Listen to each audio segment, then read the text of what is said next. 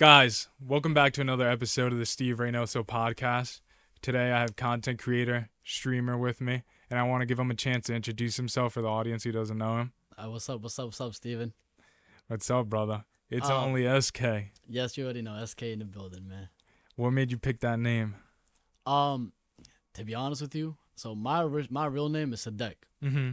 spelled Sadek, right? Yeah. They pronounce it as Sadek, and a lot of my friends don't really say it as much. And one of my main friends, his name is Sebastian. Shout out to Sebastian. Mm-hmm. He was like, "Why can't we just call you SK for short? Mm-hmm. S is the first letter, and the last letter is K, so just SK." And I didn't think much of it until fast forward, everybody started saying SK. It just clicked with me, and ever since then, I just never stopped using SK. So I go around and just say, you know what, SK it is. Anybody ask what's my name? SK. So ever since then, I just kept the name.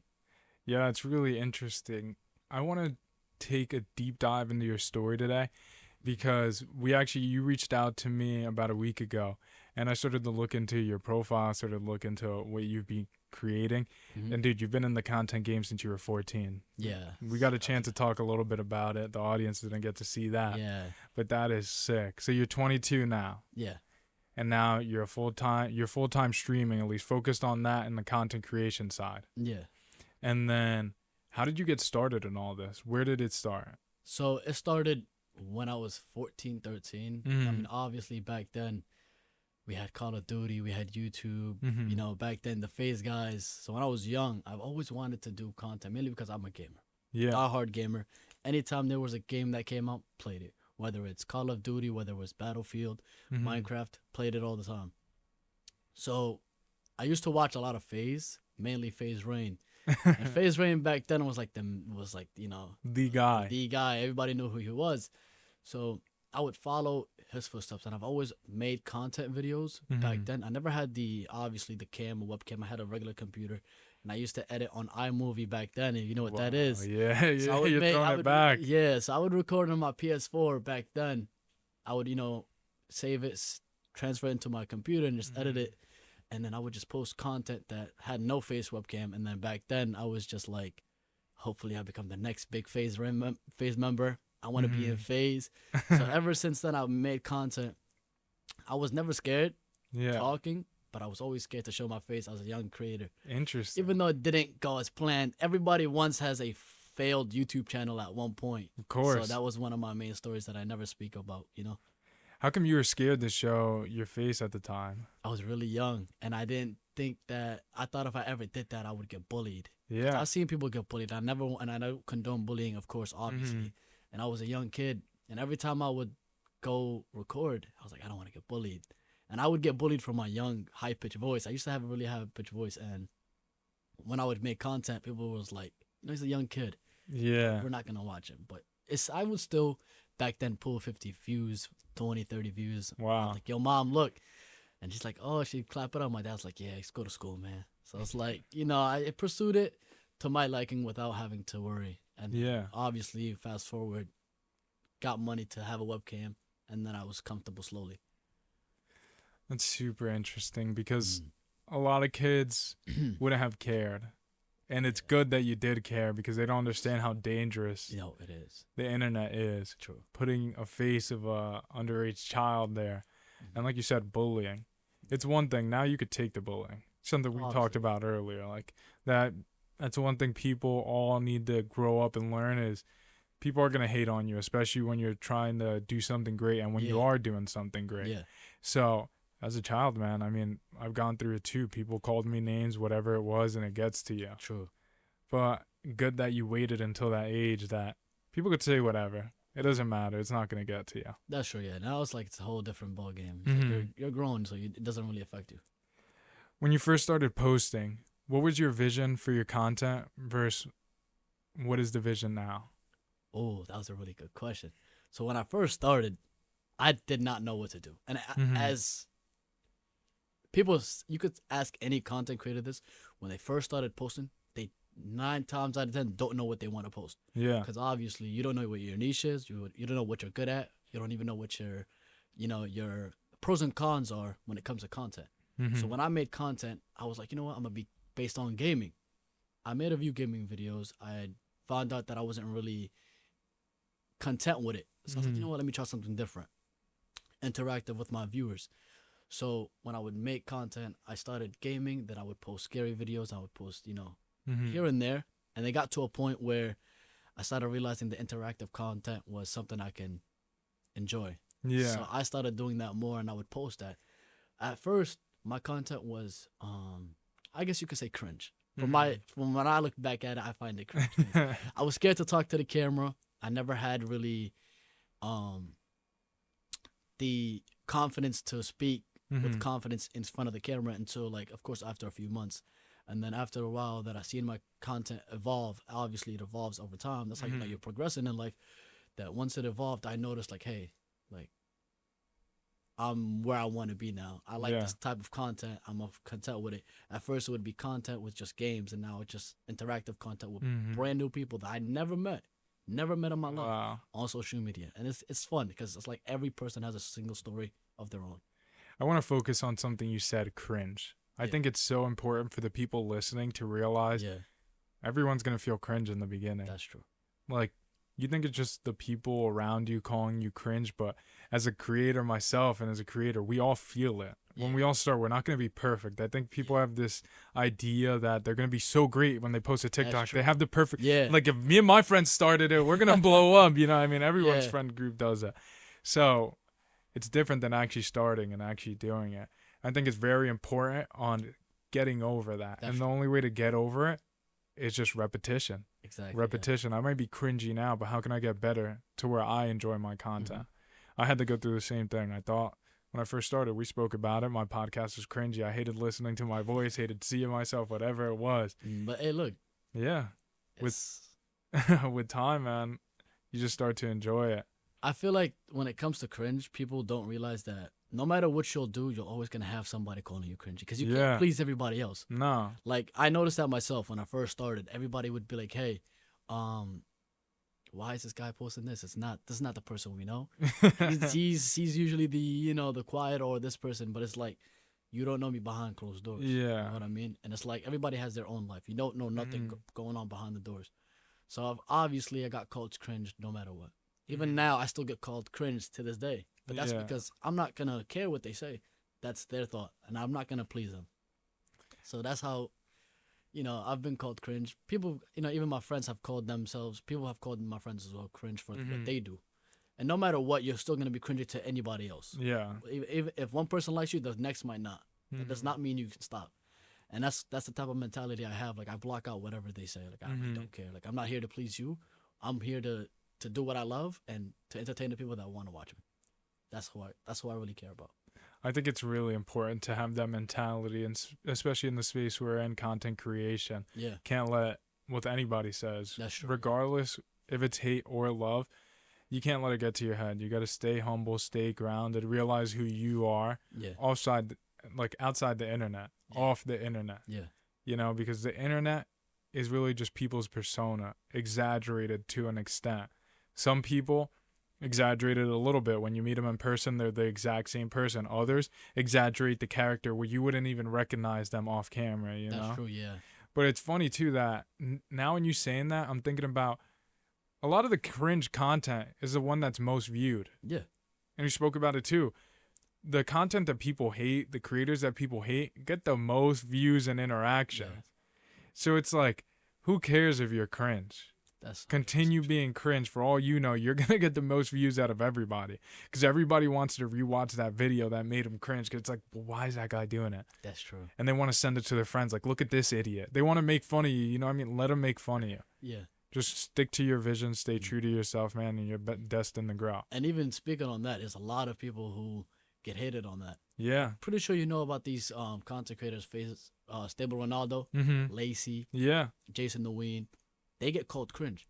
But at the end of the day, y'all do realize they're making $1 million a month, probably. Yeah. You never know. These cringy clips are being viewed the most. Like, you go look at Lacey's clips. More than 500,000 per video. Yeah. And that's just across just one platform. And now imagine YouTube and everything else. This so-called cringe content that he's making that you're called cringe. Yeah. He's pulling this much amount of money just from his own content that he loves doing. Yeah. So it's like at the end of the day, you could call it cringe and all you want, but look how much money he's making. Yeah, imagine if he stopped just because one person called him cringe. Exactly. Nah, I can't do that. Who were your early inspirations in the content game? Like, who did you look up to? Oh, that's a hefty question because I loved watching YouTube when I was young. Yeah. So I'll say this. One of the main group that I watched obviously was FaZe. Mm-hmm. Again, I said it in the beginning of the podcast. I loved watching FaZe. Mainly FaZe Rain, Apex. I watched Tico. And these are the guys that people nowadays don't remember because they're the new FaZe guys. But obviously, majority of the FaZe members, obviously, shout out to Fuzi. You know, Fuzi too. Everybody watched him. Not just me, but Kai Cenat himself. Yeah. Him, you know. Who was those two? You know, Dashy Games. Yeah. I love Dashy Games. So he's such a good YouTuber. Dashy Games is like our time, and then the new kids have queso. That's what makes sense. So it's like, now I feel like now seeing the new, it's like it's always gonna be evolving. Everybody's gonna take the place of somebody else, and I loved watching FaZe Rain the most, and I feel like that's somebody who pushed me even more to make content because I seen him, loved his videos. I said I had to make videos like him too. So he's I could say somebody who sparked my interest in content. So I loved it. That's funny, just because now we see the other side of it. Yeah. They're completely different people, and it's only because it's human nature to evolve. Yeah.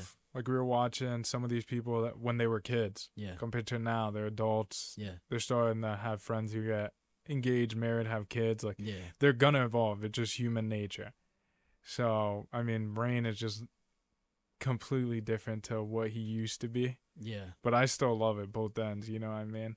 I think people take that for granted because they always expect the creator to stay the same, but I think people don't realize when people are building personal brands, they're building off of an evolving creature, somebody who's destined to change no matter what. Like, just because I believe something today and I'm interested in something today doesn't mean tomorrow that can't change. That's true. That's also what's really cool. Like, as a creator, you need to be ready to evolve. The best creators, we've seen it. DDG. Oh yeah, 100%. He was around those times, and look, he's still around now. Why? Because he evolved. If he just stuck to the same niche, same type of YouTube videos, he would have never became an artist. He would have never became a streamer. But DDG is on a whole different level. Yeah. DDG is probably one of the most smartest content creators I've met so far. I wouldn't say he's the only, but he's one of the top smartest content creators. Because, like, I can name a handful of people that have fell off, and no disrespect to them, obviously, because it's just they grow out their time. Their time is over. But I'd say a few content creators have fell off. But look at DDG. He's like you said, around till this time. People called him, hey, he's an unk. You know, term unk. But look at where he's at now. He's still doing what he wants to do, and he has, like, I think it's this week that's starting his next subathon. So, like, think about it now. The Capaholics, exactly. So it's like you said, they evolve. If you can't evolve, that's, of course, there's nothing wrong with that. It's up to you. But as a content creator, the more you evolve, the more you stick around. And it's like, look at DDG. Yeah. So I want to focus on something you said. And it was a key word. I feel like the audience is going to focus on that. Met DDG. So you got a chance to meet DDG. Okay. So when I met DDG, obviously I never met him in person, but I met him through social media. And what was the reason for you guys meeting? Were you helping him out? Were you working with him? Were you a fan? What was that? First off, obviously I was a fan. I loved watching DDG. Everybody knew DDG's high school videos back then and everything. He did his content with his, his cars that he loved. So this goes way back to 2018 and 2019. And I have a friend, his name is Mohab, that I grew up with. He introduced me to this graphic design world. I never knew much about it until he showed me. So obviously I sat there. I'm like, okay. He taught me a few things. He's like, yeah, I do this and do this. I was like, yo, can I do it? And I wanted to always teach me. He taught me a few things. And then that's when I said, you know what? I'll start it up. So I started up. This is before I had nobody. I had an account with 0 followers. I made a new account. Didn't know what I wanted to be named. I said, you know what? I'm going to name myself Lenny Arc. Yeah. So it was supposed to be Art. And somebody took the name. So I said Arc. So ARC. Yeah. So I went by the name as Lenny.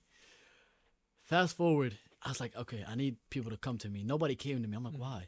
I never understood why. So I said, you know what? I think I know what the reason is.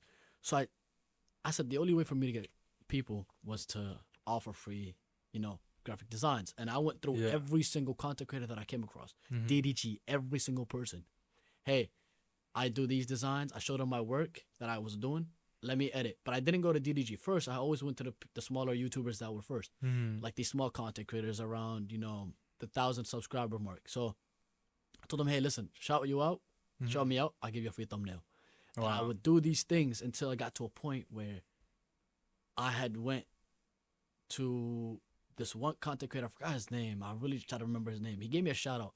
I gained like 500 followers off of him. Wow. That's when my name started picking up. And now I'm like, I can't offer free stuff because now I got people coming to me. Yeah. And then fast forward, even my friend Mohab, he was doing it. He was already big already on it. He had like around a couple thousand of followers. Yeah. And then 2019 came. That's when we peaked our graphic design era for me. I came across the first content creator, biggest content creator in my eyes was Kai Cenat.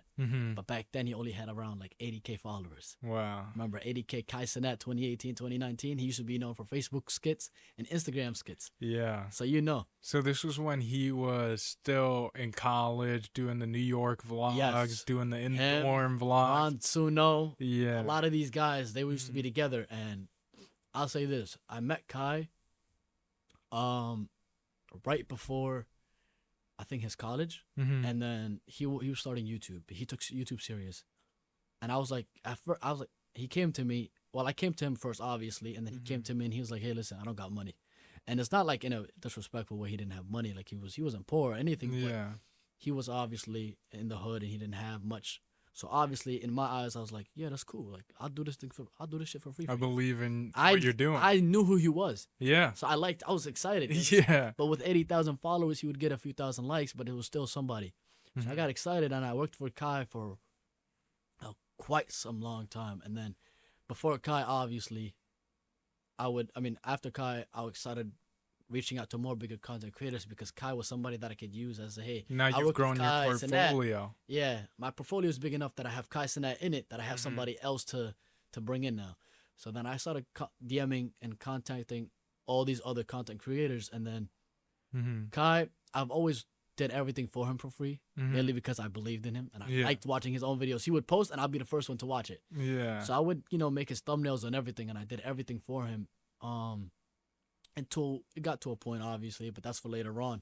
And then fast forward, it got to a point where I DM'd DDG, biggest content creator ever. Yeah. At the time, 2 million followers, bigger than Kai Cenat, way bigger. And then I said, all right, let me just see if he responds. 2 days later, I get a response, and out of nowhere, I'm freaking out. Oh my God! I remember back then the blue check mark. It meant something back then. That was like, you got a blue check mark, you're like the GOAT. You got emotion. Yeah, so I'm like, yo, blue check mark. He messaged back, and he's like, yo, how much you charge? And at that time, I didn't charge much. And if I told you the price, you wouldn't even believe it. I only charged $5 for a thumbnail. That's for a picture. And that was really cheap. And one thing I really, to this day, thank DDG for is he recognizes work. He didn't just give me $5. He would give me double, even triple. Yeah. I would make a thumbnail for him, and I'm like, yeah, here's my Cash App. He wouldn't send 5. He'll send 80. Wow. Yeah. So he's like, here's 50. Here's 20. Here's 40. I'm like, I don't ask for that, but thank you so much. And then I worked with DDG. I got his number and everything. We would call here and there. He spoke to me once in a while, and then that's when my portfolio got way bigger. And then one day, where I think that I peaked the most is when he posted on his story. He wanted to get photoshopped with without his dreads.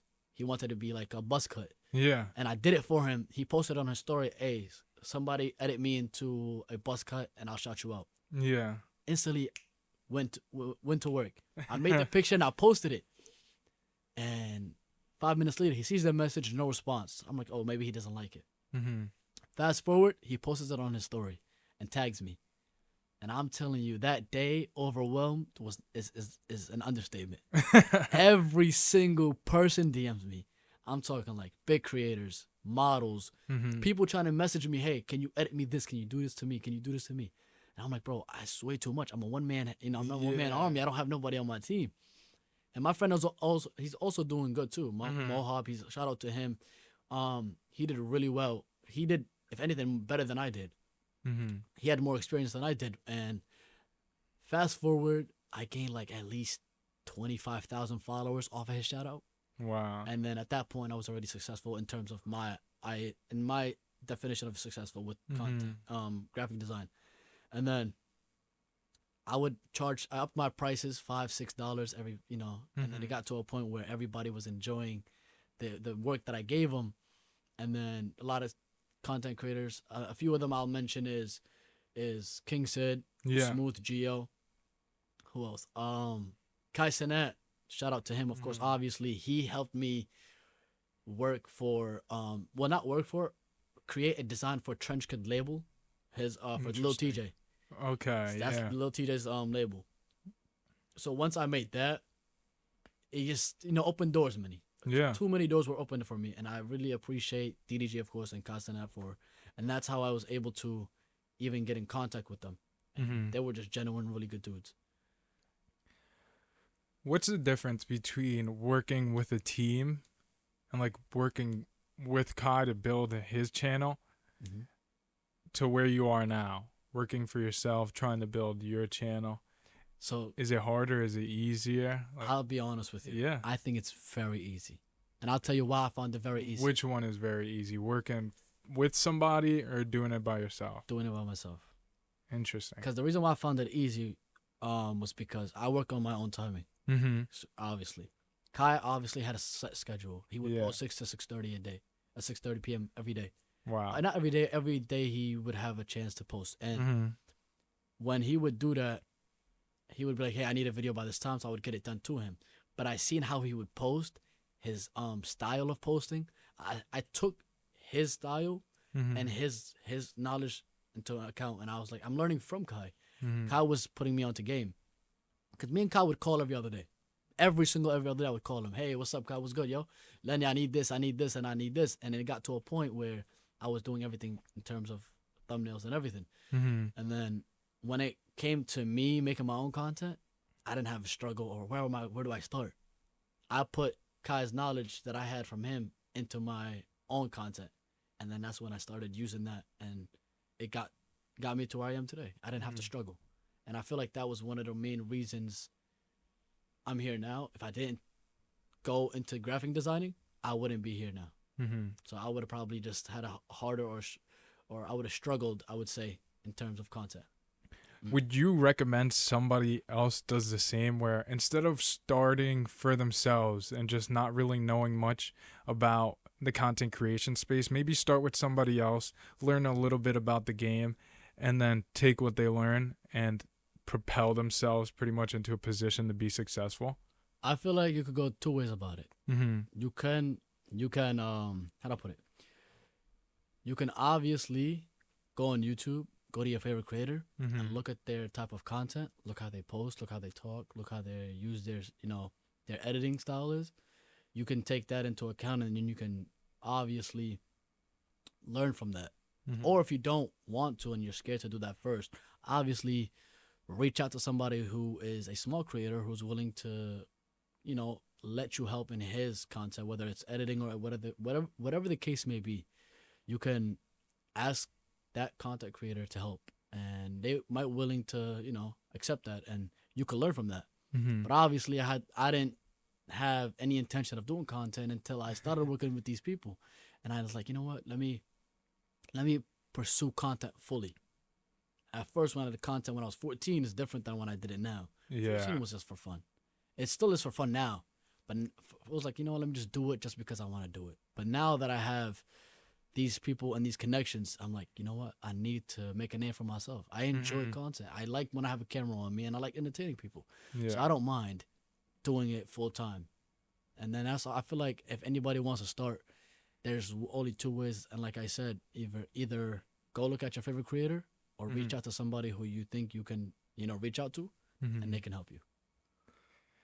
That's really cool. That's like, I hope a bunch of kids that want to be content creators, honestly, any age, could take from that advice, because it's super important to make that transition when you want to do it and when you're doing it for yourself and actually enjoy it. Because one thing I think people take for granted, and especially people who never done content creation is they think it's easy, one, and they think they could just do it and gain a lot of money quick. And that's not the name of the game. There's very few people who have been able to blow up in a month's time, let's say, and then continue that success. Yeah, and let me add to that. I feel like that's where people get it wrong. Yeah. People come to the content creation game and they're like, okay, I'm gonna start doing content, and within a few weeks' time, I'm definitely gonna make this much money, or in 1 year, I'm gonna be the next Kai Cenat.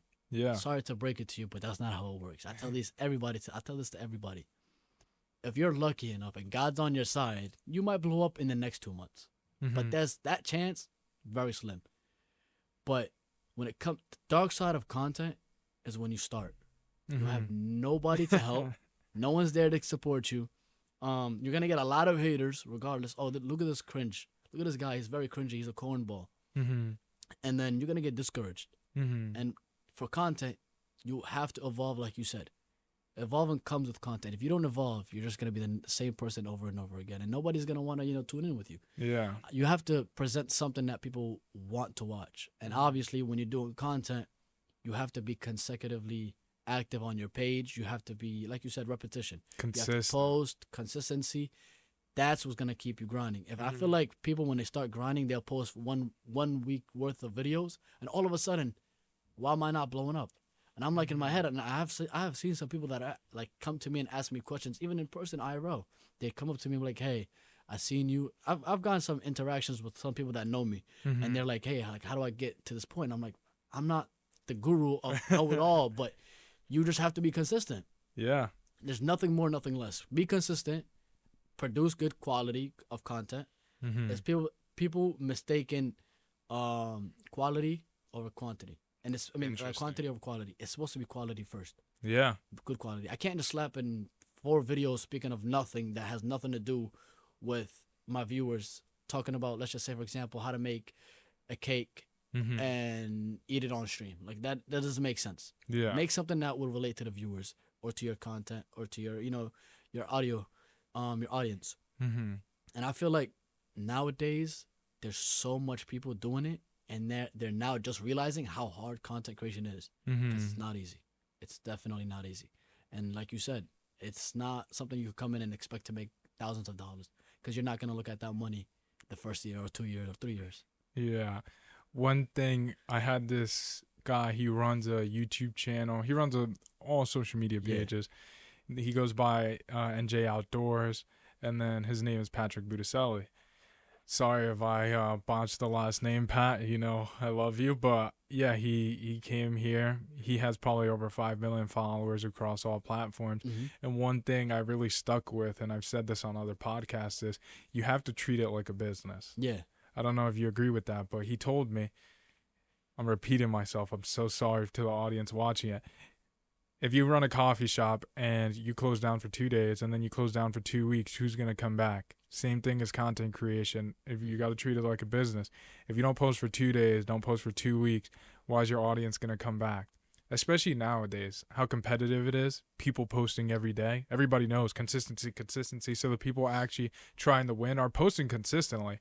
So if you give up and you have yet to garner an audience that is willing to stay with you, if you disappear, like, you're done for. I'm sorry That's to say true. that. You're right. You're right, because I feel like I've seen so many content creators who post just one video a week and expect to blow up, and I'm just like, how can you think that 30-second clip that you just posted out of the 7 days is gonna do good? Yeah. You're like 1 in a million at this point. You're not gonna have that chance, and if you do, you're lucky. God's on your side. God bless. Like, no offense, but I don't think you're gonna go crazy or blow up if you're not posting consecutively. And like you said, it's true. If you're closing the business down for 2 days, what are you gonna expect? With no sales, no viewers. Like, it's the same thing.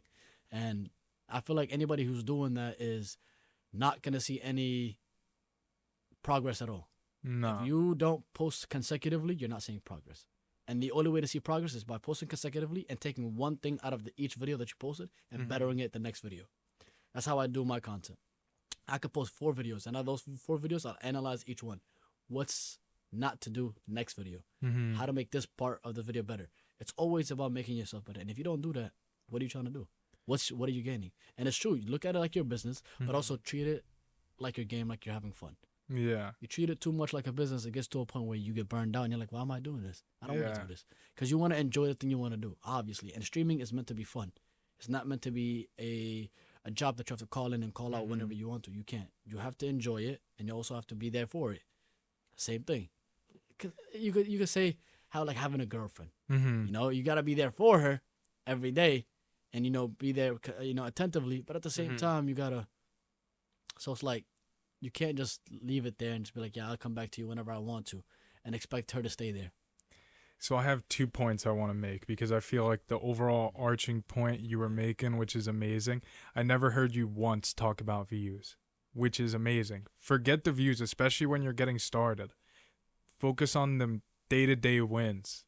Mm-hmm. How much better can you get today and then improve on today, tomorrow? Yeah. That's what's really important because those days stack up. Those little wins on the daily, you'll see them over time will stack up. And I've seen it within my own podcast, which is amazing. You'll see what a difference a year will make, what a difference a month will make 100%. When you're trying to improve on your craft. Yeah. Another point I was going to make that you said, it is a business, but remember why you started this business, because it was your passion.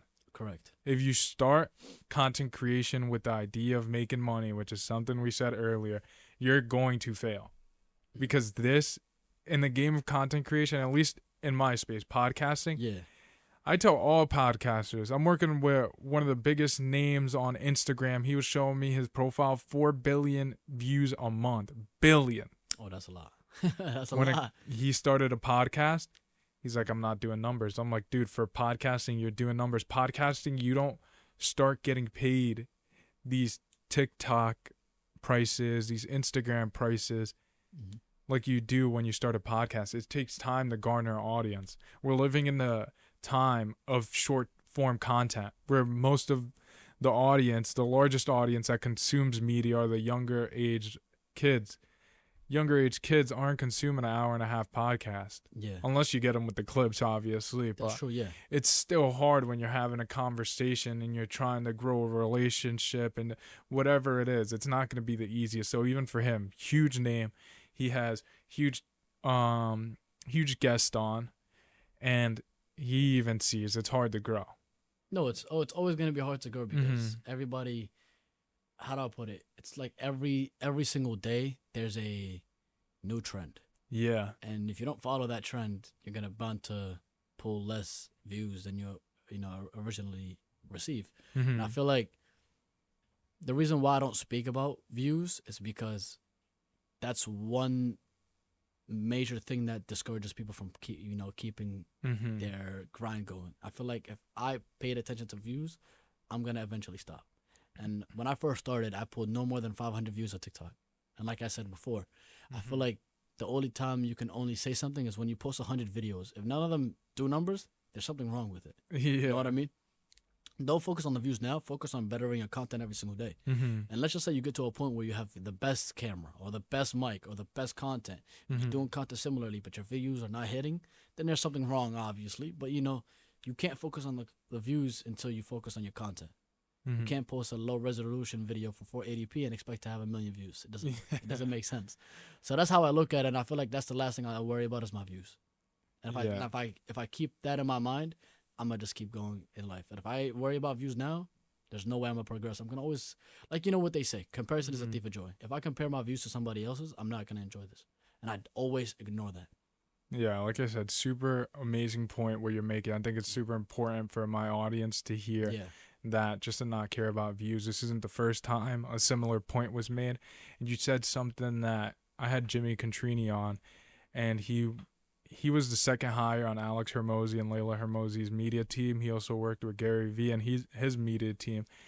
And he said, don't worry about anything until you get to your 100th video.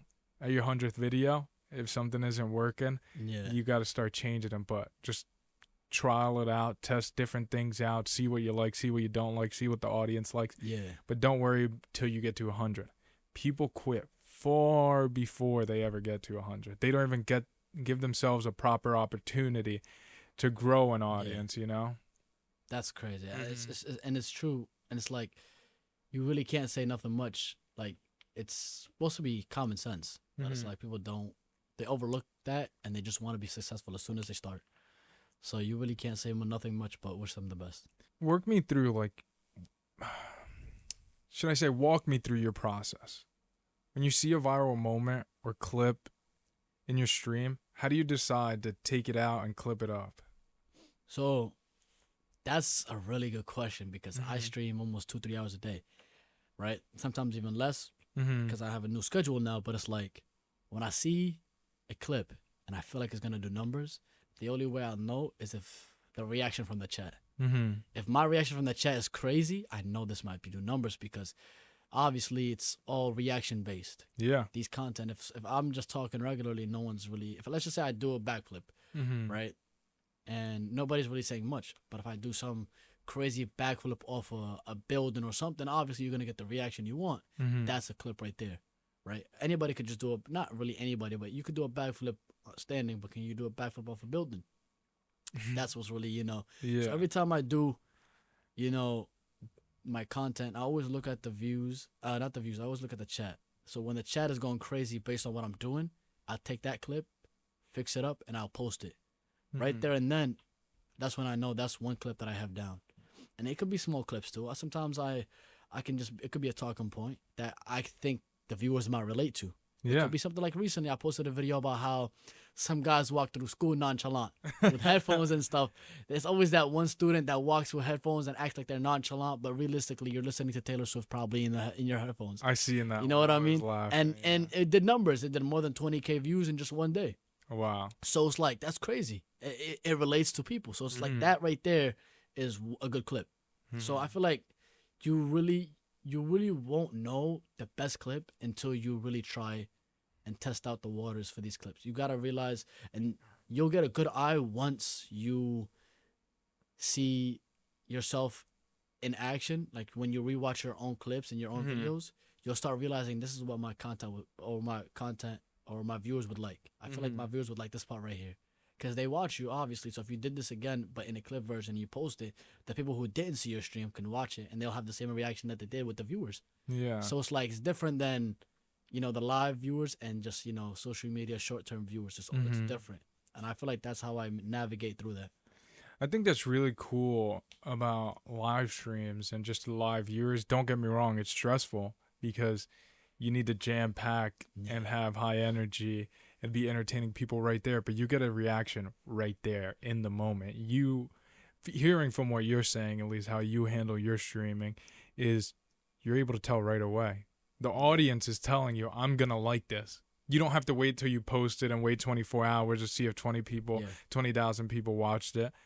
The hundreds of people seeing it in your live stream are telling you right away, this is a banger. Instead of just having like 5 opinions, maybe me going to my brother, my mom, you like this isn't even my audience. You're getting an answer from your direct audience right there. That's super cool. Yeah, that's something I love about a lot of my viewers. They're very interactive, hence why that's my new content now. It's interactive based with my viewers. I want them to relate to me and I relate to them. And that's how we create our own clips, and that's how my community grows day by day.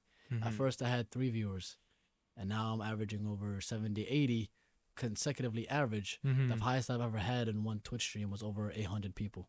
Wow. Actually, no, 1,200. Wow. Which was, I think, a month ago.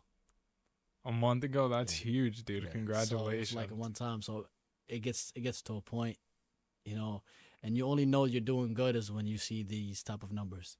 And it's not, and I know it's not all about numbers, but it's just like, you just have to, if you see it working, then you know it's working. Then you know you're successful. I would say one thing with that.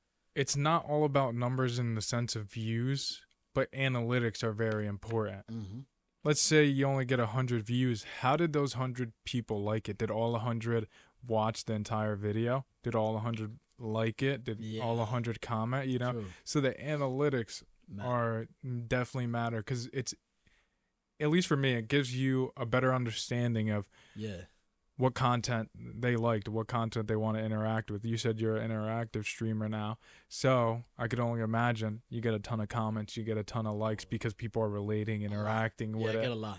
Yeah, so that's super cool. But yeah, definitely still think it's important not to care about the views so much, but care about the analytics metrics. Because one thing I see when I post is how many people clicked off after the first 3 seconds. That's or true. how many people stayed to watch the entire video.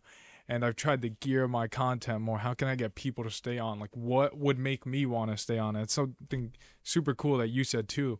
When you watch it back, you enjoy it. Yeah. I think that's so important for creators. Like, if you're not enjoying what you're creating, how do you expect somebody else to enjoy it? Yes, you took those words out of my mouth. That's what I was gonna say. Mm-hmm. I always watch my clip after I make it. If I can't sit there and watch it fully, Mm-hmm. and I don't feel like it's funny to me, then I'm not gonna post it. I have to enjoy that clip, right? And that's what I do all the time. I always sit there after I make my own clip. I sit there and I watch it many times, make sure everything's perfect, Mm-hmm. right? All the sound effects are where they need to be, and everything needs to be edited perfectly, so that when I post it, it's like how I want it to be. And then there you go. And that's like you said, if you can't enjoy it, don't post it. Yeah, how can you expect anybody else to enjoy it? How do you keep your content fresh when so many people are copying similar formats or memes? Where do you take your inspiration from? One thing you said earlier, you like to make it relatable. So are you taking it from real life examples? You're living the life, Yeah. the videos you're making, you know? So let me put it this way. So when I keep my content fresh, right? I'll say it this way. There's one thing that Reggie, if you know who that is, Reggie from Clover Boys. Clover Boys, yes, Yeah. Girl He Funny. He said one sentence, and that sentence stuck with me. And no idea is truly yours. It's about who does it the best. And then I sat down and I thought about it. I'm like, there's a lot of streamers who copy other streamers' ideas, but they get mad at each other. But I'm like, bro, you can't be mad at that when somebody else does it better than you, right? So the way I keep my content fresh is I may see something that I like, right? Some other streamer might inspire me to make this specific video, that could be about anything, and I could be like, okay, I'll take that idea, but I'll tune it a little bit to my liking, to how my viewers would like it, and then I'll post it. He could post a video with no sound effects. I could take that video, make it twice as funny as it is, but with sound effects. I'll slap a few sound effects on it, a little, add your flair to it, and I post it. And that's my idea and how I post my videos. I always take something. If I see something I like, I'll take it to my own. I'll flip it to my own taste. Yeah. Post it the way I would like it. And when it comes to content, keeping it fresh, I always see what's trending. So recently, there's something called the Goob Lagoon. You probably heard of it, probably not. But it's about queso. It's about this park that Jake Paul and Logan Paul made a video about. Correct me if I'm wrong. I don't know if it was Jake Paul did it, but I know Logan Paul did. He posted a video talking about its reviews on the Goob Lagoon thing, but it's a game and it's an inside joke. Yeah. People are making videos say, "Oh, don't go to the Goob Lagoon. Oh, cancel queso." But it's like a trend, but it's funny. It's an inside joke. And then I made a recent video about that, and I'm about to post it hopefully today. And it could do numbers, but that's because it's trending. Yeah. The only way to keep going with content is you post whatever's trending. I'm not like, I'd say a few months ago there was something, I forgot what it was called. There was a specific trend that was trending. If I was to make a video about it now and post it, no one cares about that. You know what I mean? Why would that trend is already over? The hype is over. The talk about it is over. So why would I post it? It's like being late to the party. Yeah. Why are you posting about it now? So now when I look at content, every time I post a video or a content piece, I always look at if it's trending now or if it's going to trend later. So I have videos set up ready, and I have videos that are already set up for the trend that's going on now, and then I post it. And it keeps my page up to date every single time. So whenever they see a trend, they go on my page, oh, he made a video about it too. Yeah. So then it just keeps going like that. I can't be posting something that happened like a few months ago. It doesn't work like that. Yeah, it's crazy in this game. You got to stay one, up to date. You have to. And then two, I tell everybody, especially in the podcast game, people come into the studio, run their own podcast. I tell them the most important thing you could do before ever starting is create a backlog. Have videos you could post if anything goes wrong, if any topics you covered start trending, anything happens, you have something to go right now. That's the biggest mistake I made, because when I first started YouTube, any other content creation, TikTok, Instagram, I didn't have a backlog. And then there was weeks I was sick. Life happens. It gets in the way. And I'm telling you, that backlog is the most important thing you could do. No, 100%. I agree with you. It just takes the stress off of things. I actually wanted to go back for a second, though, because I think this is a very important point for the audience to hear, because earlier I said you're a full-time content creator and streaming, and I just want to clarify. You stream 2 to 3 hours, correct? Correct. What do you do with the other See that 16 hours of your day? You're a grinder. We got a chance to talk about it, but the audience needs to hear it. They don't know how hard and how many sacrifices. That's the key word I want to also focus on. The sacrifices you make to chase your dream. So I'll put it this way. To give a better understanding, I'll start back from January 1st. Mm-hmm. January 1st is when I officially was like, you know what? I'm going to put my time into content creation, take it serious, and I'm going to start, posting out every video that I have. So I started January 1st, not for the first time, but as a coming back streamer to pursuing content.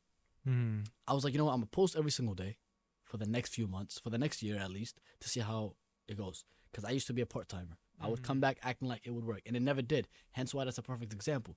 So I came January 1st, and I would post every single day. And then it got to a point where people don't realize that I work a job. I work 2 jobs specifically. So I work a 7 to 2 and a 2 to 7. So technically a 16 plus hour shift. I'd say I work double shift every single day. The only days I don't do it is probably Saturdays or Sundays. So I work 2 jobs and I stream.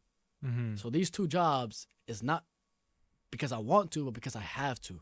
There's bills that I have to pay, and there's things that I have to do. These jobs are not just for me, but for my family as well.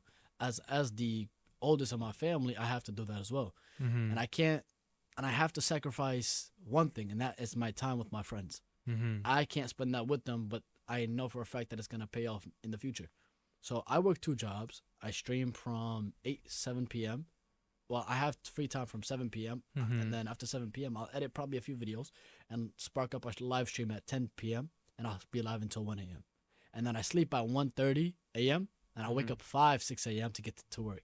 So it's a constant thing that I've been doing since January 1st, but that's because I want it. Like, I have hunger for this stuff. You feel me? For this whole game. I want to be able to do what I want to do, and that's be financially free, having no one to come to me and be like, hey, you have to clock in at this specific time. I want to be able to do that without having to worry about anybody. I want to be able to be my own boss when it comes to streaming. I want to be able to stream in a different country like how Speed is. He doesn't have to worry about nothing. He can disappear for 2 weeks, come back in London. He can come back next week in Japan. It's totally up to him, and that's what I want to do. That's why I'm willing to work these 2 jobs until I get to a point where I know that I can be financially set with streaming and that I don't have to work those 2 jobs ever again. And I feel like people don't realize, not yet, about me when even my social media people, no one knows about this. I work 2 jobs, I stream, and then I sleep. And I only have 5 hours of sleep every single day. And then I have to wake up the next day to go to work. Yeah, I think that is super important for the audience to hear for 2 reasons. One, because now they get an opportunity to know a little bit more about you and see how much you truly want it. Yeah. Because there's people that have their whole day free and say they want to stream and don't stream, or stream and don't edit clips. They're not doing it to the fullest extent. Here you are, slaving away at a job and then streaming with your very little free time that you have. You could be doing a lot of other things. You could be sleeping for 1. You could be hanging out with your friends for 2, like you said. And then the second point I was going to make was, it was different than this one, but the sacrifices you make are just insane to me. I would have never assumed it. This is the second point I was going to make.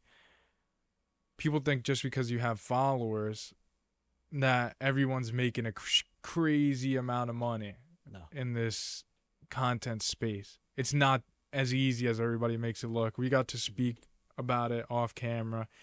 You've had to turn down a lot of brand deals that came in early on because you said, I don't want these brand deals to diminish my brand. I don't want my audience to think I'm selling out. And I think that was super important point that you made, because we see it all the time. People with 10,000 followers, 15,000 followers, next 3 videos they make are all brand deals, all ads, and we see the views. They go from 15, 20,000 views to 500. Yeah, and that's true. There's been moments where a company or an app on the App Store wants to promote their app on my page, and I'm just like, I don't want to do that. And it's not because the money. I don't really care about the money. I already work 2 jobs. I really don't care about that money. But it's like, wouldn't mind doing it. But I feel like at this point in my life, I feel like I have to wait. I shouldn't be taking no deals or no sponsorships or nothing until I know that I'm physically set with what I want to do. I know that I feel like focus now on my brand and my audience. And once I get to a point, I feel like I'm good enough and set, then I can worry about the sponsorships and deals later and collabs. I feel like those will come later. But at the moment, I feel like people take them way too early. Yeah. They start posting 3 or 4 videos, like you said, about some app that nobody knows. And then next thing you know, they're complaining why their views drop. But that's because, you're posting these videos that have nothing to do with you. Yeah. And I feel like those only happen if you're a small content creator. You should not be worried about those first. The first thing you should be worried about is building your brand. You're building someone else's brand by using your brand. So it doesn't even make sense with the expensive money. Why would you do that? So it doesn't make sense. So I feel like if you really want to build your content, build it first. Don't worry about why am I not making money? Hence why you're not going to be successful if all you're worried about is the next brand deal or the next sponsorship. Yeah. And I just let that come. I have easily 4 or 5 I have lined up right now that I could post, but I don't want to because I know that if I do that now, there's no reason for me to just be like, I just want to work 2 jobs. No, I could just quit these jobs and then start posting these brand deals, but then my brand will diminish, like you said. So I'd rather not. Yeah. I'd rather just stay in my own lane, make my content, entertain the people that I want to entertain, and that's it. What is the hardest part of doing live content that people don't see in clips? Okay, so that is a really good question, and I'll tell you why. People see a 30, 40-second clip on TikTok and be like, wow, it's straight, active and it's cool, but then they don't realize that behind the scenes that it takes a lot for a streamer, YouTuber, or any type of content creator to be active for 4 hours straight. You're telling me you probably people don't realize this, and they it goes over their heads that, let's for example, I could be live for 3 hours and I have to talk for 3 hours constantly. I can't stop. The minute I stop, people start leaving. But it's like you have to be constantly speaking. It's like your podcast. If I'm only live and you're not even saying anything, who's gonna sit there and watch a podcast? You know what I mean? Yeah. Same with streaming. If I'm on live stream and I'm not saying anything to keep it entertaining, who's gonna stay there and watch? So it's the hardest thing about, creating content. People don't realize that when you make these 30-second clips that they have to keep doing this for the rest of the stream. Yeah. People will be like, oh, this 30-second clip is just like a 1 moment thing, but it might be a 1 moment thing in that stream, but there's a lot of other moments that they don't see. Like what led up to that moment and how he, progressed. And it's like those streams, people don't really watch them all, but they would rather watch the 30-second, and then they base their judgment off of that. And they don't know that the streamer takes the heavy toll at the end of the day. So it's like they don't know. Yeah, I think it's really interesting you brought up that point, because I actually tried to be a streamer. We spoke about it a little bit earlier. And man, it was difficult. I mean, you see my demeanor on my podcast. This is just me. I mean, we got to speak earlier off camera. You tell me, this is just me or what? Like, I don't have that I do have that exciting side. Don't get me wrong. Yeah. We start chilling. We start playing basketball. I could get super elevated. My energy's going crazy through the roof. That's true, yes. But to do that for 2-3 hours, that's exhausting. That's true. And that's why I want to give you a second. And people say glazing, but I'm going to give you your praise, give you your flowers, dude. You're doing this after working a double, working all day, man. I have to say, it's truly amazing what you're doing. Thank you. I appreciate it. You know what I mean? And I hope you continue. I know you will. And I think, me personally, just from this conversation we're having and meeting you today, you're going to kill it. Hopefully. And I say this all the time, I feel like, on my podcast, but I don't know, I feel like people think I'm glazing my guests or something, but it's like, I get the opportunity to meet these people in real life, hear your story. Yeah. And I feel like it's different when you get to meet somebody personally and actually hear the truth of what they're doing, what they want to achieve, what's your vision in this, and then it's up to you to decide. Because like you said, people see a 30-second clip and make their assumptions. I don't need to make an assumption because I could just actually have a real conversation with you, and it's no longer 30 seconds. It's hopefully what I spoke about earlier too. It's a lifelong friendship, you know? No, it's true, yeah. People don't know, the people don't realize it, and they call it glazing, like you said. But hey, if me supporting somebody else's glazing, then I guess I'll be glazing. Exactly. Yeah, I'm at the age, man, I don't care, man. I'll show everybody their flowers while they're alive. I never understood that. Like, you see it, somebody passes away, God forbid, and now the flowers are all coming. So that's one thing I really wanted to change in my personal life. Like, I tell all my boys when they're working towards something and achieving things, I'm proud of them because I see the work they put in. I know how difficult it is, whether it's content creation, business, school. It's all a great accomplishments, and people work really hard to create that. And I feel like we don't give people their flowers enough, especially while they're here. 100%. How do you deal with burnout or creative fatigue when content pressure is constant, and then just the pressures of your life, of work, of being tired? I'm gonna be honest with you. I haven't felt that yet, but if I know that I do feel it, I'll take a step back before I can get burned out, I feel like. But I'll say this now. I was burned out when I was editing for content creators because I was doing it over time. A lot of the times I was so excited with working with these content creators that I got burned out that I stopped doing it. I feel like with this it's a bit different because I'm hungry for it. There's a lot of hunger for it, and I want to be able to be successful in it. Obviously I want to get to Kai's level or anybody that's, you know, up there. I want to be as big as I can because obviously not only will that, you know, bring me success and happiness, but I'll enjoy it as well with my family and be able not to, hey, I don't have to work a regular job now. I could do what I would like. You know what I mean? Yeah. And I feel like if that ever comes, I would be ready to handle it. I feel like you really don't know until it really happens. But I feel like I have a good sense of what I will do, whether it's taking time, stepping away for a month or two to enjoy myself before I can go back into it, because when burnout and fatigue is a real thing. I felt fatigue probably here and there where it's like, damn, I gotta go do this now. I gotta stream, but I gotta sleep. I gotta work next day. And it's so much on top of my shoulders that I'm like, you know what? Let me breathe. And like you said, just relax. I'm just not gonna, you know, stress about it. And I have God by my side, and I'm just gonna keep going. And I know that that hunger inside me is not gonna diminish anytime soon until I know that, you know, if I feel like that I'm not gonna, if I feel like I have no future, then that's probably. But I don't think of that. Yeah, it's a great perspective to have. Just because of me listening to that, it makes me think. I always say this on as many podcasts as this point comes up in, but life is really truly about perspectives. You could be a person that you want to stream, that's your actual dream, but oh, I'm working 2 jobs a day, man. I'm too tired to do it, you know, and you have a completely different perspective. I'm going to do this regardless. 100%. This is my dream. I'm going to go get after it. So I'll always say this as many times as I get. Life is truly about perspective. You know what I mean? Are you going to have that perspective where you're going to doubt yourself and then do nothing about it? Or are you going to have that perspective where even if you doubt yourself, go do something about it, or believe in yourself and never doubt yourself and do something about it? You know, I feel like that definitely differentiates people who are truly successful compared to the people who never make it. That's true. And again, the other way you'll grow is by having that hunger in you. If you're just a part-timer, you're not just going to go anywhere with it. What is an interaction with a fan or viewer that stuck with you? Something you still think about today? Oh, my.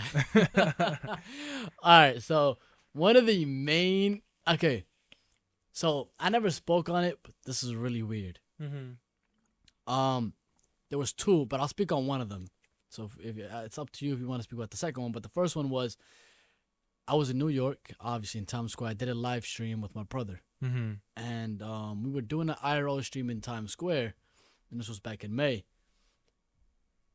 As you've seen my content, I do rizzing streams. I help somebody come on my stream, and I help them, hey, I'll tell you what to do to essentially get the girl that you want.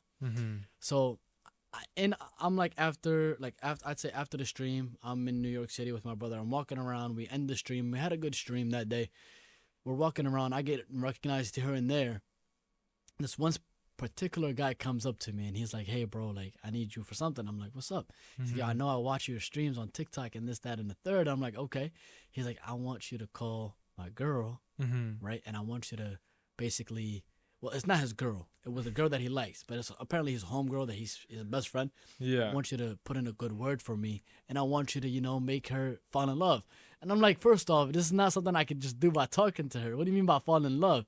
And he's like, can you at least put in a good word and stuff? I'm like, bro, the only thing I can do is help you message her. That's it. I can help you and guide you to messaging her, but I can't do much. And I feel like that was one of the weird things that have ever happened. And you come up to me and you don't even say what's up, but the first thing you say is, "Hey, can you help me bag this girl?" Yeah. I'm like, what's going on? So it's really weird that people come up to me and just be like, "Hey, can you help me rizz up this shorty?" I'm like, all right, bro, like, calm down. People live within the internet so much they don't know how to have like real life social interactions half the time. 100%. What was the second one? I need to hear that one. So the second one it was more of a loyal test. A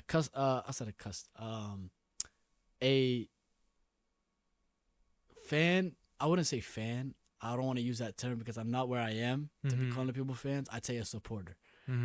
A supporter had came up to me, and this was obviously a work in New York City, and he comes up to me and he's like, "Listen, bro, I know you from TikTok. We talked it up. He showed love. He took a picture with me, and he asked for one favor, which really caught me off guard. Like I told you, he wanted me to do a loyal test on his girl. So I never did that before, and I'm like, okay, so what's this whole plan that you have? He's like, I want you to talk to my girl, and I'm like, what do you mean by talk to her? He's like, I want you to talk to my girl for a week straight, try to get with her, and link up with her.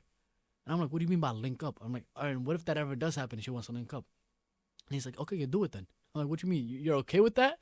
And he's like, yes. And I'm like, I don't know if I'm being trolled, maybe for a clip, maybe he's recording me, maybe he has he had glasses. I thought he had like the meta glasses. And I'm like, first off, bro, I'm not doing that. I'm not gonna text a girl and try to, speak to her for a week. I'm not investing this much time to just loyal test her. And he was like, bro, if you do it, I'd give you money. I'd give you 200. I'd give you 300. And I'm just like, bro, like I wish I had that interaction recorded because it was surreal. I did not think it was real until he came up to me and told me that.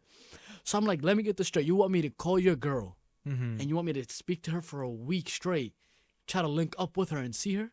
And in his eyes, it's like, it's normal to him. But I'm like, that's not normal. Like, how can you in your right mind think that's normal? No. You're asking somebody who makes content to go meet up with your girl to just do a loyal test on her. Why can't you just ask a friend? He's like, the only reason why is because you have a name for yourself on TikTok. So I'm like, that doesn't make sense. In my head, I'm just like, that is the weirdest ever interaction I've ever had.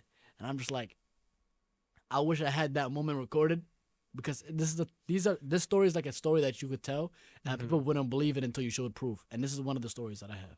That would have been viral. It would have been viral, but I'm just like, I'm not that type of person to go mess or speak to another girl just because I want to do a loyal test on her. I'm not that type of person. We've already had that conversation earlier with that. If trolls or negativity come up, how do you deal with it? Ooh, see, at first it used to get to me. Really? They used to get to me, yeah. So when I was like, I would say when I started a year, 2 years ago, 3 years ago, when I was a part-timer and when it comes to content, they used to come to my comments like, bro, you're cringy, you're whack, you're corny. And that used to get to me. I would delete the comment and delete the whole video. Just because they said that to me, but that was because I never knew how to deal with it at first. But it got to a point where it's like, I genuinely could not care of what anybody says. I'm not going to stop posting or delete a video just because you found me cringy. So that's when I was like, if I'm making this content, I'm making this content for myself and for the people that want to watch me. I'm not making it for you. So I got that, this like idea instilled in my brain that this is not meant for nobody but the people that want to watch me. If it's not meant for you, scroll, obviously. So, and when it comes down to it, if I see a hate comment, I really don't do much. I really don't care because it's like I've gotten to a point where I've had enough to where I really don't care about it anymore. Because it's like, it's just, you're doing something right when somebody hates on you. Definitely. That's how I know. It's like, and the prime example is when I first started. people made fun of me. And the same people that made fun of me made a U-turn, and now all of a sudden, yo, I fuck with your content. And they would dap me up and, you know, proceed to, you know, talk to me and try to make small talk or give me or have me follow them back. And I'm like, aren't you the same person that called me corny? And I'm just like, I'm going to be humble enough not to say anything or embarrass you, because I'm not the type of person to embarrass anybody. But you should have enough shame that you were the same person that called somebody else corny because they were doing what they wanted to do. You know what I'm trying to say? So it's like, that's how I deal with it. I just ignore it and I just keep going on with my day, because it's like, what, does the world end? The world keeps spinning. Your comment is not going to stop this world. It's just going to keep spinning. And you commenting that doesn't benefit you. If anything, it makes you look dumb. You know, you look stupid. So it's just like, why would you bring somebody else down because you feel a certain way towards their content? If you don't like it, just scroll. 100% agree with you. And So one thing I always say is, if somebody's doing bigger, better things in life, they're never going to take time out of their day to do that. So those negative comments are usually coming from people who really don't have anything going for themselves. 100%. Or are just angry at whatever is happening in their own life and they're taking it out on you. It's never a reflection of you. It's more of a reflection of them commenting negative stuff. Because I say this to my buddies. I was like, I've probably swiped and seen a million shorts in my lifetime, maybe more, maybe less, who knows. I've never left a negative comment. Same here. I've just never had time to. Like you said, if I didn't like it, I just kept going about my day. Like, that's why I could never understand people who they live and thrive off the negativity. They're just keyboard warriors is what they call them. They're keyboard warriors. It's crazy because you never step out of the house. They barely ever step out of the house or do something. It's never like people actually doing things in life. No, I agree with you. A lot of them, they don't do nothing for themselves. And a lot of them, if they do hate, they hate just because they either just don't, they have jealousy either towards you, or they just don't have nothing going on, like you said, for themselves, and they just want to hate on you again. It makes no sense. It doesn't benefit them in any way, shape, or form. You're not making money off of it. If it was a job, everybody would be hating. Yeah. It's not. If it was a sport, you might go do one. That's what I tell them. So there you go. That's how I respond to them. I wanted to know this question personally. You don't have to answer it if you don't want to. Beyond sponsorships, brand deals, donations, what other revenues are you looking to gain from streaming? Is there any specific, like, do you want to start a merchandise company behind it on the back end? Like, what is your plan on how making money and making it out so you only have to stream? I plan on opening a lot of businesses. My family has been in businesses for a very long time. I obviously, streaming is one thing that I enjoy doing for fun. Yeah. I enjoy streaming because it's like my hobby. But when it comes down to it, I also want to open my own businesses. I want to have my own restaurant. I want to have my own cafes because I love cafes. And obviously, I want to open up these businesses where I don't have to really worry about anything, and I can have them managed by people, and I can have passive income. I want to expand into all fields, whether it's real estate, business, retail, or whatever the case may be. I don't think that, I feel like it'd be stupid of me to just stay in just one lane, then explore these other lanes that, you know, that could be potentially beneficial towards me.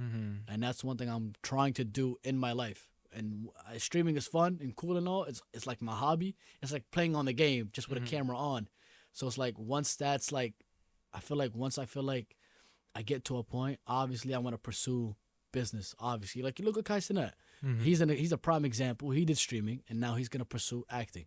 Yeah. He said that multiple times in many different podcasts, and he said if it wasn't for streaming, he would have been acting. But since streaming is something he already has, you know, active in his life, he's gonna also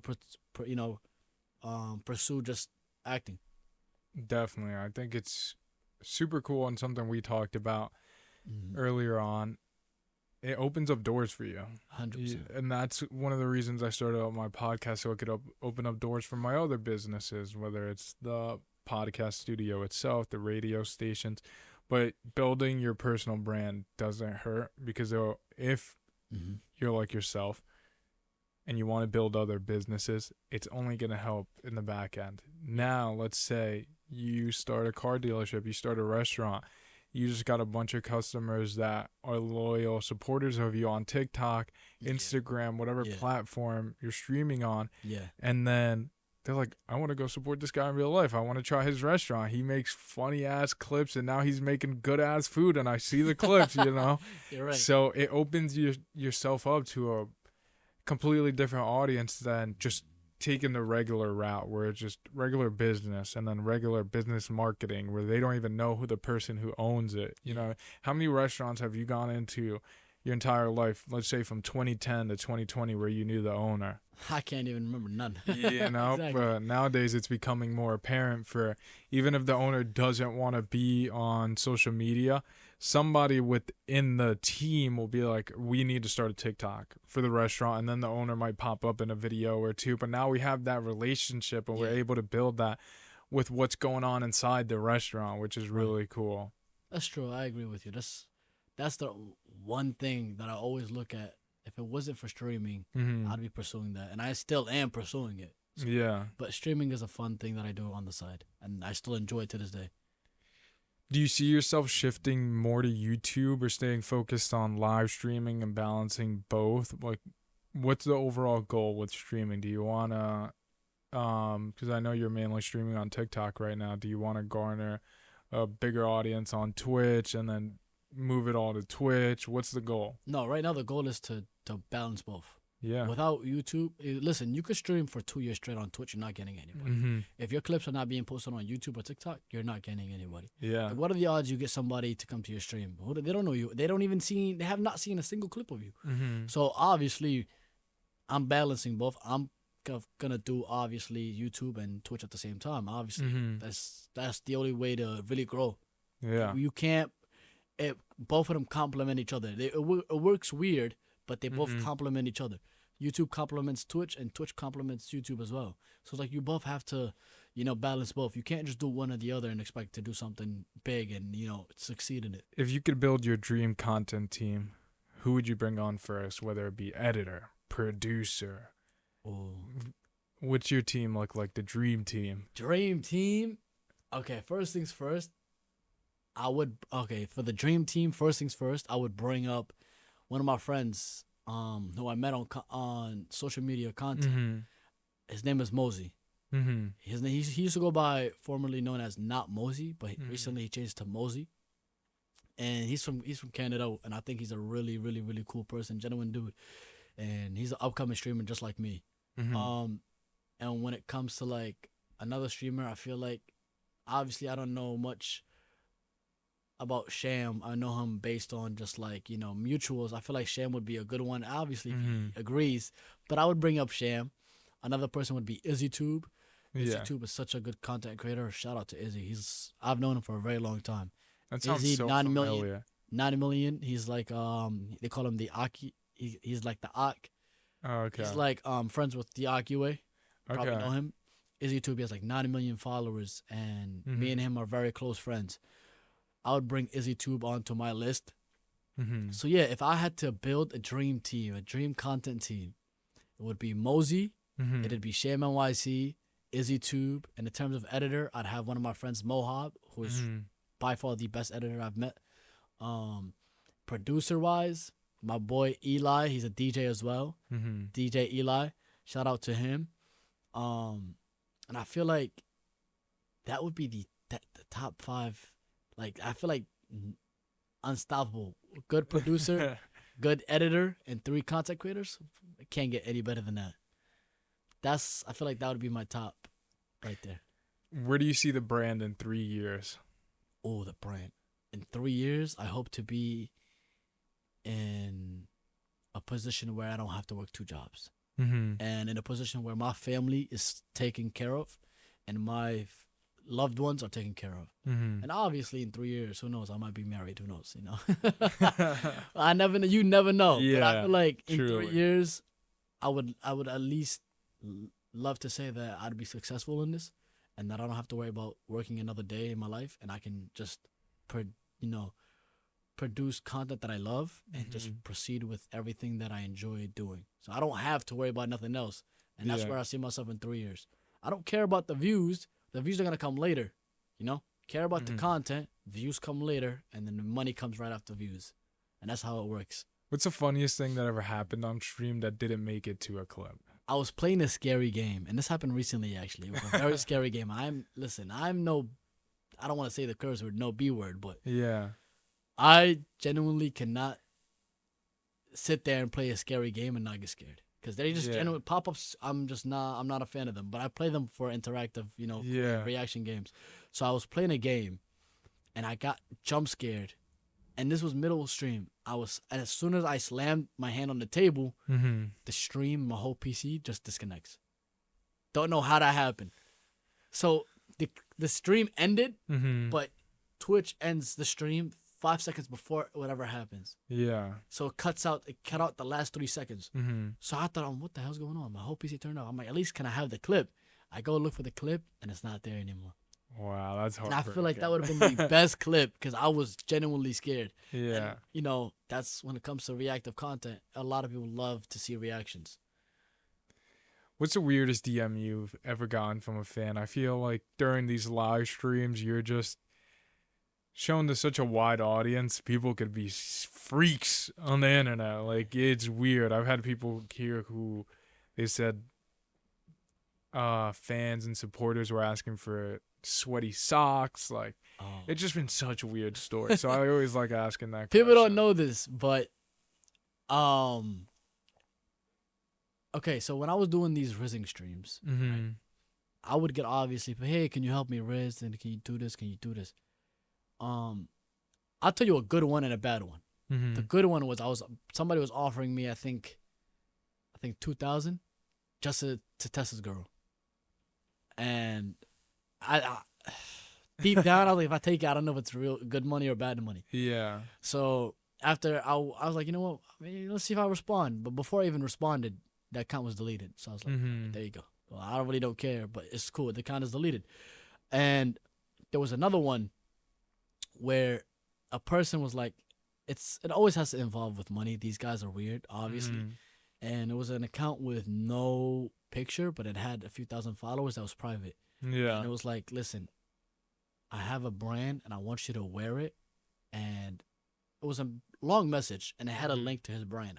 Go look at his brand, and it was just straight, how do I put it? The sexual clothes. And he was like, if you go wear this on stream, I'll pay you this amount of money. And I'm just like, what in the actual? Yeah. In my head, I'm like, that's weird. But I don't say or speak on these things because it's like, it's behind the scenes. Yeah. People don't need to see it. But it's like, if I still have a screenshot on my phone, I can show you too. And I'm just like, what is going on? Like, I don't know why people think that's normal, obviously, but I really, to each their own. I can't say much. So I just ignore these type of DMs and everything that I receive. Obviously, I get DMs from people that want regular rizzing streams and me to help them out. And when I'm going to go live, I'm doing giveaways or whatever the case may be. Those are regular, That's so funny. But like I said, that's up there for one of my most favorite questions to ask, just because I know how weird people can be. So that's a clip for the audience to hear. And like you said, that happened behind the scenes. So people would have probably never heard that if I never asked. No, 100%. If you had to choose one game or content type to do forever, what would it be and why? Ooh, easy. Roblox. Yeah? Roblox. I've never played. And I'll tell you why. Roblox is always going to be a randomized game. Like you could, they've replicated Call of Duty into Roblox. So Roblox is so well known and well developed to a point where you can make games inside of Roblox. So there's people who recreated, like I said, GTA in Roblox. That's so fun. So it's like you could do basically anything in Roblox. So yeah, people don't realize, but Roblox is such a good game, and obviously you have a variety of people of ages that play that game. So it's like you can not only have a community on that game, but you can also have fun at the same time. And Roblox is always going to be a fun game, whether it's regular shooting games, whether it's a adventure game, a story game, and whatever it may be, you can do it on Roblox. And that's one thing I think I would stay and stick with. Because Call of Duty would be my second option, but Call of Duty and everything has been getting boring in my eyes. Yeah, I don't see myself playing it forever. But Roblox, I can see because it has different mini games in it. It's funny because I used to be I've never played Roblox. I hear a lot about it, and my cousins a ton play. I used to be the biggest Call of Duty fanatic. Oh, same here. Play so much, like Warzone, 100. especially during COVID. Oh my God, that was peak. Man, come on, bro. That was peak. I thought I was going professional. I used to get into a bunch of Warzone games with like Swag, Face Swag, and then I forgot the other guy. He was a little bit more quiet. He didn't talk much, but they were all part of that nuke house. I know you're talking about He'd play duos a lot. Yeah. Just run into him. I forgot his name. Yeah, because he didn't talk much. You know, Yeah. he was nasty at the game. That's the thing, too, with content creators who play video games now. It's either one of two people that make it. You're super entertaining or you're the best at the game. Yeah. And Swag was entertaining, and then his boy was the more skilled one where he had more kills. Which is so funny you say that because I genuinely used to go so hard. I was such a tryhard at Call of Duty. Yeah. I remember I played Call of Duty, and when Call of Duty came out in 2018, one of the main Call of Duties, I forgot the name, it was like World War or World at War, something like that. Yeah. At that time I was still in school, and I grinded the game for 1 week, and I got every gun diamond in just like less than 5 days. And that was how much of a tryhard. And my friends found out, they were like, "Bro, you're a tryhard." I just love the game. I'm such a gamer. I'm a kid at heart when it comes to games. I love games. I completely agree with you. I'm all the way there with you, but it's funny because I used to think in those times, and I mean, I played Warzone for a while, years, and COD for years. It just got to a point where, I mean, you know, as a COD fanatic, they do so bad with the game. The developers are terrible in the sense of they could care less about hackers. They could care less about the community because people are still going to buy the game. Yeah. And then one day I decided a few years ago that they're not getting my money this year. And even the free Warzone isn't worth my time. Same map, same whatever. And I just gave up on it. I'm a gamer at heart, but nowadays I don't really have much time to game. So I tell everybody this. Like I game. I try to game like an hour every other day. Every chance I get, I can only game for an hour max now, but I do it because that's how me and my boys talk. We hop on a Discord, and that's how I interact with my boys because we're just all over the place as you get older. You know how it is. Everybody's working, grinding. Like you said, you don't have much time for your friends. That 1 hour I get to sit down and game with my friends, or if I just sit in the Discord is how I get to talk to them, catch up, see how everything's going, and feel connected in a sense. So gaming is not the same as it was before, but I feel like that's because we outgrow it, and you really can't blame nobody for that. It's just how life is. Yeah, exactly. Because I mean, realistically, the games back then when we used to feed in middle school, and stay up all night, we're definitely worse than the games now. We just, like you said, outgrow it. Yeah. Because no way, we were on like 720p, like terrible frame rate. Everything just looks so horrendous. Like but to us, it was a lot. To us, it was really good. It was the best at the time, Yeah.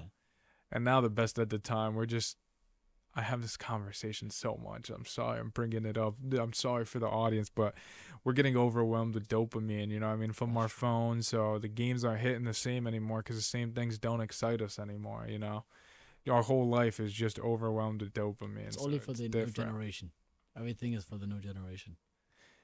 Definitely. It's weird. I feel like the new generation, they're going to grow up almost like numb to everything. Their minds are just going to be numb. They're not going to get excited by things they should be getting excited by just because their body and minds aren't used to it. I genuinely feel bad because I feel like we grew up in the perfect time where we saw phones. We saw the phone era, but not everybody was on it. We got to live a little bit where people weren't scrolling. Now you grow up and parents are scrolling, grandma's scrolling, the kids are scrolling. You go out to dinner and everybody's on their phone. It's like you step in the elevator. I've said this before. You step in the elevator, people avoid each other. They get on their phones. Like everywhere you go, somebody's getting on their phone to avoid the situation, and it's so toxic. I hate it. But I wanted to cut it there. I wanted to just thank you for your time, brother. I mean, it's been sick to hear more of your story. I hope the audience loves it because I feel like it's a different side of you, and it's been really cool to hear pretty much the back end stuff, what happens behind the scenes, what it takes to be you. Because it was an honor to be here because this is my first time being ever on a podcast. Really? Yeah, but I would love to even rewatch this again and just look back at it. It's like, Yeah. this is my first ever podcast, but I can't really thank you enough because, you know, you could have just easily said, hey, not this time. It could have been like, hey, I have somebody else. But, you know, you allowing this to happen means a lot. Thank you, brother. I mean, I'm grateful that I'm your first podcast. You know what I mean? That's even cooler because, like you said, we'll look back on this when you're huge and all of the big podcasters 10 times bigger than me are inviting you on and being like, I can't wait. When that time comes, definitely we got to run this back. When that time comes, obviously. I want to go back to the first podcast I was in. I want to come back to the same place I was at. Who knows? You know, it could be tomorrow, bro. You're already month. killing it. Yeah, exactly. Months, you never know. But I wish nothing but the best for me, of course, and for you as well. Hopefully, it goes really well. You know, so we're on the right track, of course. And you're welcome back anytime. And you already know that I appreciate you for coming by and taking the time out of your day, brother. Thank you so much. Thank you, Steve. You the boy. You the boy. Thank you, man.